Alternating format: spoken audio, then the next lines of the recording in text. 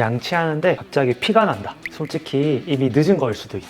많은 분들이 피곤해서 그런가 하고 그냥 넘기기도 하시는데, 잇몸에서 피가 나는 거는 단순한 문제가 아니라 이미 시작됐다는 신호일 수가 있어. 근데 다행히 이 단계에서만 알아도 치아는 충분히 지킬 수가 있단 말이야. 대부분 모르고 지나가시는 잇몸병 초기 증세부터 스케일링만으로는 부족한 이유, 그리고 집에서 관리하시는 방법까지 꼭 알아야 될 기준을 오늘 정리해 드리겠습니다. 쉽고 재밌는 치과 정보 많이 알려드릴 테니까 구독, 좋아요 부탁드립니다. 제가 양치하면서 맨날 거울을 보긴 보는데 제 치아가 괜찮아 보이거든요. 이 치과는 진짜 치아가 아플 때 가도 되지 않나요? 우리나라 건강보험 통계를 보면은 우리나라 국민들이 제일 많이 받아주신 치료가 뭔지 알아? 잘 모르겠어요. 바로 잇몸병이야. 거의 2천만 명에 가까운 환자분들이 이 잇몸병으로 치료를 받으신 거거든. 2위가 감기, 3위가 비염인데, 이렇게 보면은 우리나라에서 잇몸 질환은 감기보다 더 흔한 질환이라는 거지. 공식적으로는 잇몸 질환이 있으신 분들이 한 30% 정도라고 보는데, 실제로는 그냥 치료를 안 받으시거나 증상이 없으셔서 모르고 계신 경우까지 포함하면은 한 7, 80%까지 된다고 볼 수가 있어. 잇몸병의 가장 큰 문제는 크게 아프지가 않다는 거야. 그래서 본인은 괜찮다고 착각하시는 경우가 많거든. 결국에는 치과를 안 가도 되는 게 아니라 이미 진행 중인데 모르고 계신다고 봐야 되는 거지. 잇몸에서 피가 나거나 부으면 결국 좀 있다가 가라앉거든요. 그런데도 꼭 가야 할까요? 이 양치할 때 피가 나는 거는 단순히 자극이 아니라 이미 염증이 시작됐다는 신호거든. 특히 이거는 붓기보다 더 먼저 나타나는 초기 증상이라서 더 중요해. 많은 분들이 그냥 단순히 컨디션 때문이라고 생각하시고 넘겨버리시는 경우가 많은데, 반복적으로 잇몸에서 피가 난다는 거는 이 잇몸 속에서 세균과 염증이 계속 진행이 되고 있다는 거야. 아까 얘기했던 것처럼 이 잇몸병은 붓고 피나는 정도인데 왜 그렇게 집중 관리를 해야 하는 걸까요? 많은 분들이 잇몸병이라는 게 단순히 잇몸이 조금 붓는다 이렇게 생각을 하시는데, 실제로는 잇몸병이 심해지면은 치아를 지탱하고 있는 뼈가 녹는 그런 무서운 병이지. 잇몸이 단순히 붓는 거는 이렇게 치료를 해주면은 다시 돌아올 수가 있지만, 잇몸뼈가 녹아버리면은 이거는 다시 차오를 수가 없거든. 그래서 이제 뼈가 안 차오르면은 그 치아를 잡아주지 못하기 때문에 발치를 하게 되실 수도 있다는 거지. 여기서 무서운 거는 잇몸뼈가 너무 많이 녹아내렸을 때는 임플란트도 못하게 될 수도 있다는 거야. 그럼 치과를 자주 다니면서 잇몸 치료를 자주 해주면 좋겠죠? 단순히 치과를 자주 간다는 것보다는 잇몸 상태가 중요하다고 볼 수가 있어. 치아와 잇몸 사이에 염증 주머니가 이렇게 생기는데, 그 염증 주머니의 깊이가 깊어지거나 이 출혈이 계속되면은 발치 확률이 점점 높아지거든. 특히 잇몸의 이 염증 주머니가 탐침을 했을 때 6mm 이상이 되면은 위험한 상태라고 볼 수가 있어.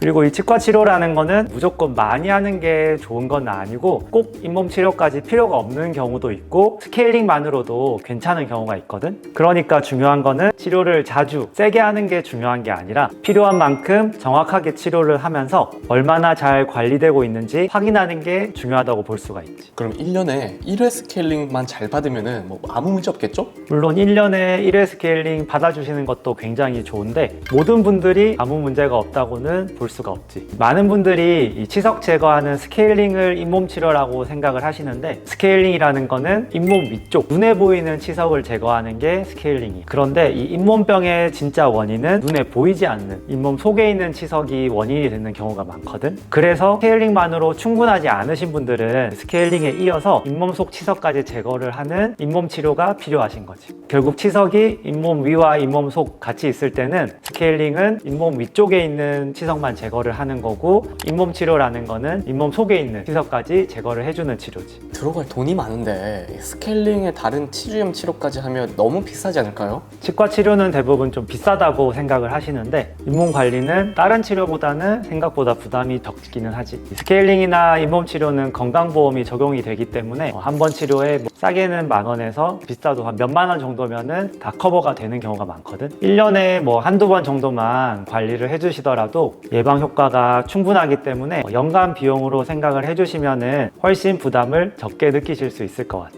한 달로 나누면은 커피 몇 잔 값이기 때문에 더 나빠지기 전에 관리를 해주시는 게 좋을 수가 있지. 치근 발색술, 치주 소파술은 이름이 어려워서 큰 치료 같은데 치료받는데 비싸지 않을까요? 그런 잇몸 치료의 종류들에 관해서는 우리가 예전에 이렇게 자세하게 찍어 놓은 영상이 있기 때문에 그 영상을 참조해 주시면은 확실하게 아실 수가 있어. 특히 잇몸 치료하면 빈 공간이 생기던데 잇몸 잇몸이 비어 있으면 더 안 좋은 거 아니에요? 보통 스케일링이나 잇몸 치료 하시고 나서 그렇게 말씀하시는 분들이 많은데, 그거는 뭐 치석이 있다가 없어진 공간이라거나 잇몸이 부어 있다가 이제 잇몸 치료를 하고 나서 잇몸이 부은 것이 가라앉으면서 나타나는 공간이기 때문에 겉으로 보기에는 안 좋을 수가 있는데 실제로는 이 붓기가 빠진 건강한 상태라고 볼 수가 있지. 치료가 잘못됐다는 게 아니라 정상적으로 회복이 된 거라고 봐야 되는 거지. 끝으로 오늘 내용을 한번 요약 부탁드릴게요. 이 잇몸병이라는 거는 관리가 잘 안 됐을 때는 한 번 치료하고 끝나는 병이 아니거든. 고혈압이나 당뇨처럼 계속 관리를 해주셔야 되는 만성 질환처럼 관리를 해주시는 게 좋을 것 같아. 이 잇몸 치료 같은 걸로 잇몸의 염증을 낮춰드리고 붓기를 빼드릴 수는 있지만 또 관리가 안 되면은 언제든지 다시 잇몸병이 생기실 수가 있거든. 실제로 많은 분들이 치료를 하시고 나서 관리 부족으로 다시 재발하시는 경우가 많아. 그래서 이 잇몸 질환은 치료보다 중요한 거는 유지 관리고,